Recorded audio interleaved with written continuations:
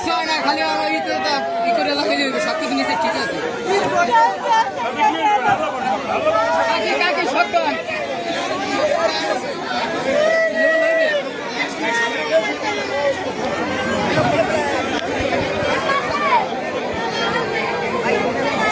আসেন খাসা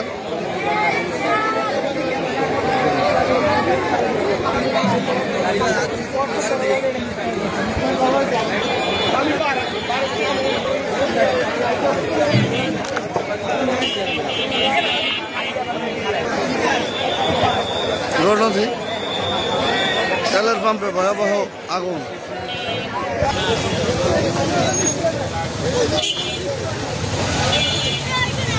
পরিমাণে ক্ষয়ক্ষতি হয়েছে বা হতে পারে ধারণা আমাদের বলবেন। ধন্যবাদ আপনাদেরকে। আমি Mohammad Mizanur Rahman, station officer, fire service, civil defence, করণনদী। আমরা 4:20 সময় সংবাদ পাই যে সেন্ট পিটার ফিলিং স্টেশনে অগ্নিকাণ্ডের ঘটনা ঘটেছে। সঙ্গে সঙ্গে আমার নেতৃত্বে 2টা ইউনিট আমরা ঘটনাস্থলে আসি। এসে দেখি আগুনের ভয়াবহতা তীব্রতা আছে পাম্প এবং গাড়িতে, যে গাড়ি থেকে মানে তেল সংগ্রহ করা হয়েছে। পরবর্তীতে আমরা পাম্পের যিনি দায়িত্বে আছেন তার সাথে কথা বলে জানতে পারলাম যে এখানে যখন তেল সংগ্রহ করে গাড়িতে মানে স্টোরেজ থেকে, তখন কোনো স্পার্কিংয়ের কারণে আগুনের সূত্রপাত হয়েছে।